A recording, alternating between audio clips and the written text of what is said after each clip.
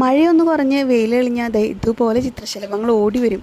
അതുപോലെ തന്നെ പലതരത്തിലുള്ള പായലുകളാണല്ലേ മതിലിലൊക്കെ പറ്റി പിടിച്ചിട്ടുണ്ടാവുക. ഇന്ന് ഇത് വെച്ചിട്ടൊരു ക്രാഫ്റ്റ് ചെയ്യാം കേട്ടോ.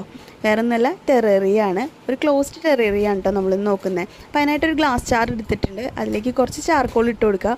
പിന്നെ കുറച്ച് ഗ്രാവൽ ഇട്ട് കൊടുത്തതിന് ശേഷം കുറച്ച് മണ്ണ് ഇട്ട് കൊടുക്കാം കേട്ടോ. അപ്പോൾ മണ്ണും ചകിരിയോട് മിക്സ് ചെയ്തിട്ടാണ് ഞാൻ ഇടുന്നത്. ചകിരി ചെറുതായിട്ട് മുറിച്ചിട്ട് മണ്ണിലിട്ടിട്ട് അതാണ് ഇട്ട് കൊടുത്തേണ്ടത്. ഇനി നമുക്ക് ഒരു ബ്രഷ് വെച്ചിട്ട് അതൊന്ന് ലെവൽ ചെയ്തെടുക്കട്ടെ. ഒരു സ്ലോപ്പ് പോലെയാണ് ഞാൻ ചെയ്തെടുക്കുന്നത്. ലെവൽ ചെയ്തെടുത്തതിന് ശേഷം ഇനി 2 പാറക്കല്ല്, ചെറിയ മെറ്റലിൻ്റെ കല്ലാണ് വെച്ച് കൊടുത്തിട്ടുള്ളത്.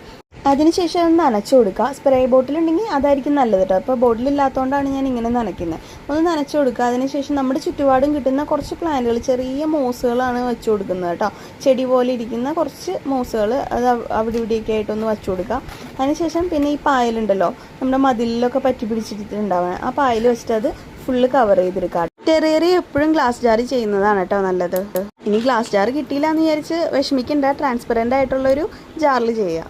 ഇതിൻ്റെ ഫൈനൽ ഔട്ട്പുട്ട് കണ്ടിട്ട് ഇഷ്ടമാണെങ്കിൽ എന്തായാലും ഒന്ന് ട്രൈ ചെയ്ത് നോക്കണേ. എന്നിട്ട് കമൻസ് ഒക്കെ ഒന്ന് അറിയിക്കൂ കേട്ടോ.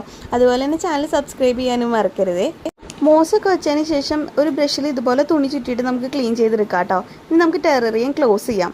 ഇത് ക്ലോസ്ഡ് ടെറേറിയാണ്. അപ്പോൾ ഇതിൽ തന്നെ ഒരു എക്കോസിസ്റ്റം ഫോം ആവും എന്നാണ് പറയുന്നത് കേട്ടോ. അപ്പോൾ നമുക്കിത് നനയ്ക്കേണ്ട ആവശ്യമൊന്നും വരുന്നില്ല.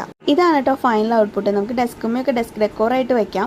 അപ്പോൾ നിങ്ങൾക്ക് ഇഷ്ടപ്പെട്ടിട്ടുണ്ടെങ്കിൽ എന്തായാലും ലൈക്ക് ചെയ്യുക, ഷെയർ ചെയ്യുക, കമൻറ്റ് ചെയ്യുക. ചാനൽ സബ്സ്ക്രൈബ് ചെയ്യാൻ മറക്കരുത് കേട്ടോ. Thank you.